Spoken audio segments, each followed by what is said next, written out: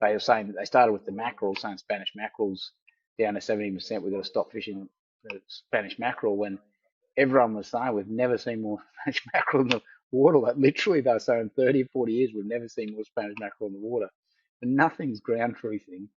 But what was interesting with the Gulf fisheries was that they didn't even bother with the science anymore. They just said this is just a decision of UNESCO, and that, so they've come out of the closet now. It's all been revealed. They've lifted the curtain and said, look, to be honest, there's no science here at all. We don't care about the science. This is an agreement with from an office based in France for people that know nothing about what's going on over here. UNESCO aren't experts on the reef, on the fish stocks,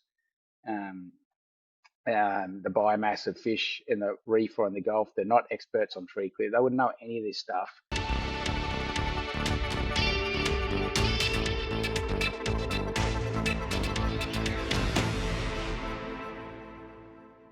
A few weeks ago at the Gulf Fishermen's Association AGM in Corumba, you were handed a copy of a very troubling letter.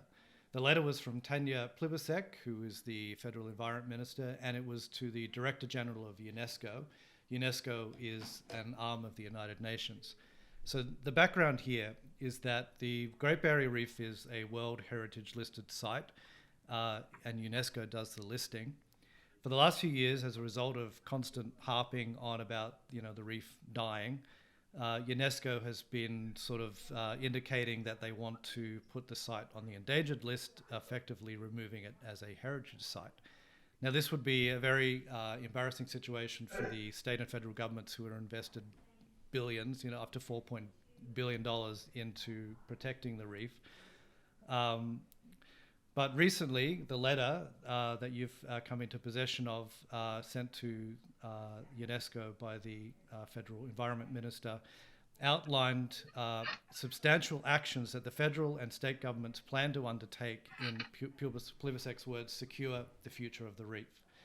The substantial actions included many items which were not publicly or widely known, including actions which would have significant and dramatic impact on farmers, producers, and fishermen. This letter was sent in May. In August, UNESCO came out with their decision not to list the GBR as endangered, with the government actually issuing a statement taking credit for the result, directly indicating that it came also at the cost of Hell's Gate Dam. So in your view, Robbie, what's the significance of this Plibersek letter?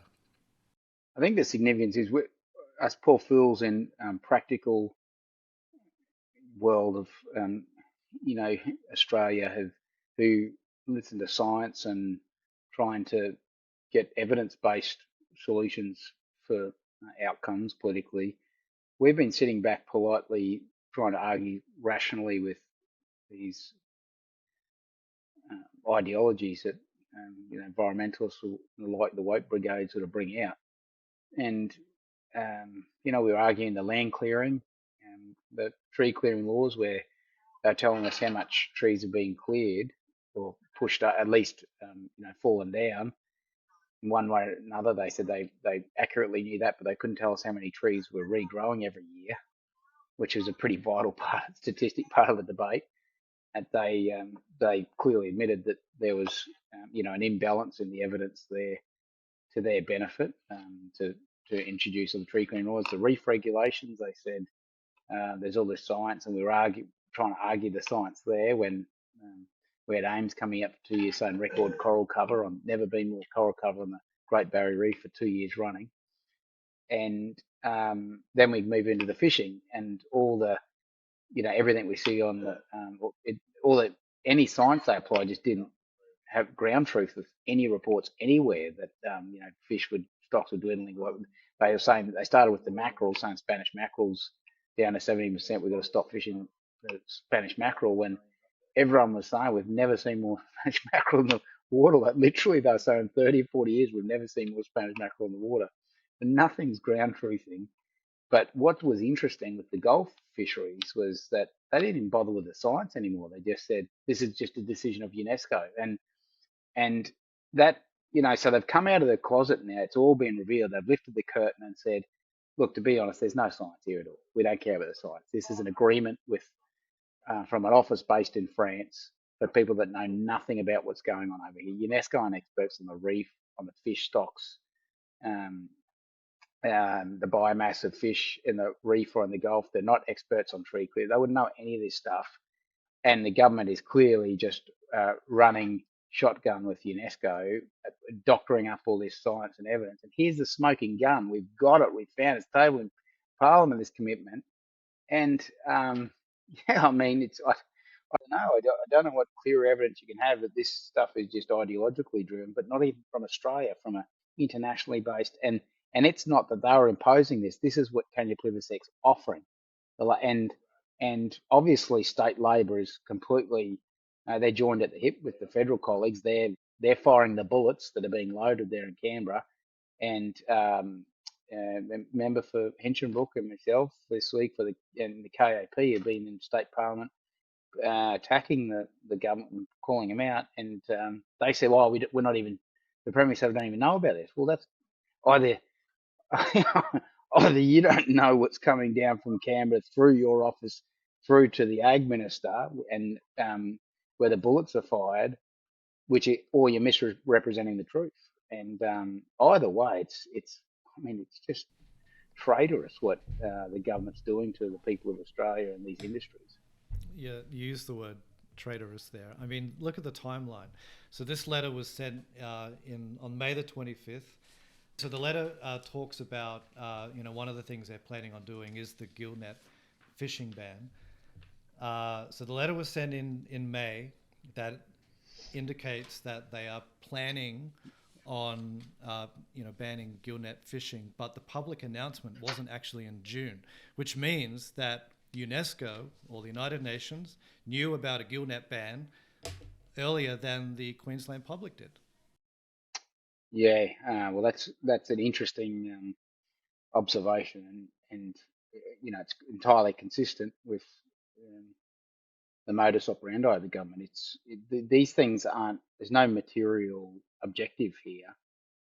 It's just we need to demonstrate to them that we're punishing industries, and guess where the bulk of these industries are? North Queensland. They're not sacrificing businesses in Brisbane or South East Corner.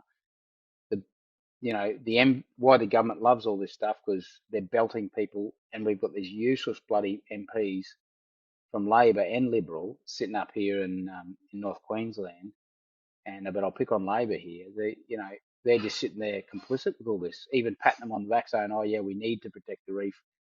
I mean, they're the only poor sods that haven't been told this actually isn't based on science. This is just a UNESCO agreement. So all this ridiculous arguments we've been having, and where does this stop then? I wonder, because we've been told we need all this, we need all this action on climate change and the reducing their carbon footprint, because there's a lot of the same scientists are saying the same stuff that we've been loaded up with, which now we're saying, well, hang on, none of that was real because this was all about deals done with UNESCO. So it raises some pretty interesting questions. Of course, we've been saying KAP for a long time. And, the interesting thing politically here is Labor are chasing these votes in Brisbane. So are the Liberals. They're chasing. They're pretty quiet on this, and the question needs to be asked: would they repeal any of this stuff if they're in government?